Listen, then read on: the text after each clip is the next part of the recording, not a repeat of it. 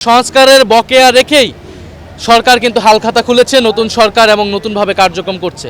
জাতিগত আমাদের যে আত্মশিকড়, সে শিকড় অনুসন্ধানের দিন হচ্ছে পহেলা বৈশাখ। আমরা আজকের দিনে স্মরণ করছি আমাদের জুলাই গণ অভ্যুত্থানের অন্যতম সারথি শরীফ ওসমান হাদি, যিনি পহেলা বৈশাখ নববর্ষ অত্যন্ত আনন্দ উৎসাহের সাথে উদযাপন করতেন। ইনকালাব মঞ্চ থেকে পহেলা বৈশাখ এরকম অনেকগুলো উৎসবকেও দলীয়করণ করা হয়েছে। সকল বাঙালির সাংস্কৃতিক কেন্দ্রের জায়গাটা হচ্ছে এই বাংলাদেশ। বছরের এই প্রথম দিনে সবাইকে জানাই নববর্ষের শুভেচ্ছা। জাতীয় নাগরিক পার্টি এনসিপির পক্ষ থেকে বাংলাদেশ এবং বাংলাদেশের বাইরে সকল বাঙালিদেরকে এবং আমাদের পাহাড়ি জনগোষ্ঠী সকলকেই আমরা নববর্ষের শুভেচ্ছা জানাচ্ছি। আমাদের পহেলা বৈশাখ আমাদের একটি আত্মপরিচয়ের দিন। আমাদের জাতিগত আমাদের যে আত্মশিকড়, সে শিকড় অনুসন্ধানের দিন হচ্ছে পহেলা বৈশাখ।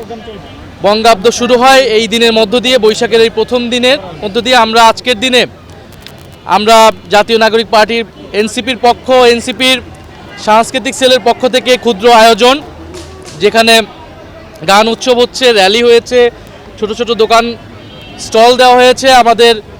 আমাদের যারা এখানকার শুভাকাঙ্ক্ষী সমর্থক আপনারা আসছেন, আপনাদেরকে শুভেচ্ছা জানাই, কৃতজ্ঞতা জানাই। আজকের দিনে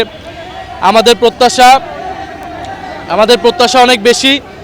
আমরা চাই বাংলাদেশ বৈষম্যহীন যেই নতুন দেশের জন্য আমাদের তরুণ প্রজন্ম রক্ত দিয়েছে, জীবন দিয়েছে, সেই নতুন বাংলাদেশ আমরা প্রতিষ্ঠা করতে পারবো। আমরা আজকের দিনে স্মরণ করছি আমাদের জুলাই গণ অভ্যুত্থানের অন্যতম সারথি শরীফ ওসমান হাদি, যিনি পহেলা বৈশাখ নববর্ষ অত্যন্ত আনন্দ উৎসাহের সাথে উদযাপন করতেন ইনকালাব মঞ্চ থেকে। এবং আমরা আরও বলবো যে আপনারা জানেন যে নববর্ষের এই দিনে পহেলা বৈশাখে হালখাতা খোলা হয়, যেখানে সকল বকেয়া পরিশোধ করা হয়। আমরা চাই জাতীয় জীবনে আমাদের যত বকেয়া রয়েছে সেই বকেয়া যাতে পরিশোধ করা হয়, এটা সরকারের প্রতি আমাদের আহ্বান থাকবে।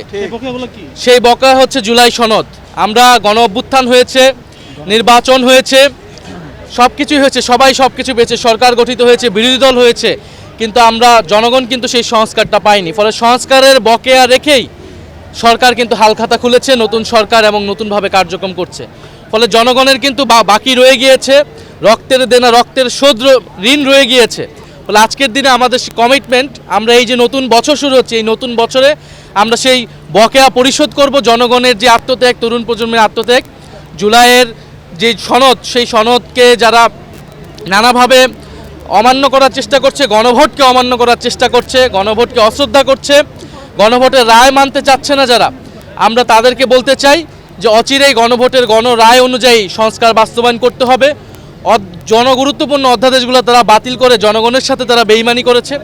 আমরা আশা করব দ্রুত সময়ের মধ্যে নতুনভাবে সেইগুলোকে বিল এনে আইনে পরিণত করতে হবে। আপনারা অলরেডি দেখেছেন যে মানবাধিকার কমিশনের, গুম কমিশনের সকল সদস্যরা কিন্তু পদত্যাগ করেছেন।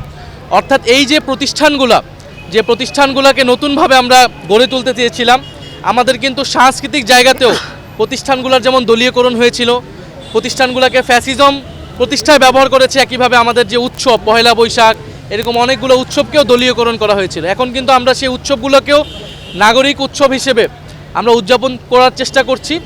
একইভাবে আমাদের সংস্কারের যে লড়াই, একইভাবে আমাদের সাংস্কৃতিক যে মুক্তির লড়াই, সেটাও চলমান থাকবে। আমরা মনে করি বাংলাদেশ শুধু বাংলাদেশের বাঙালি নয়, পুরো পৃথিবীর বাঙালি, সকল বাঙালির সাংস্কৃতিক কেন্দ্রের জায়গাটা হচ্ছে এই বাংলাদেশ।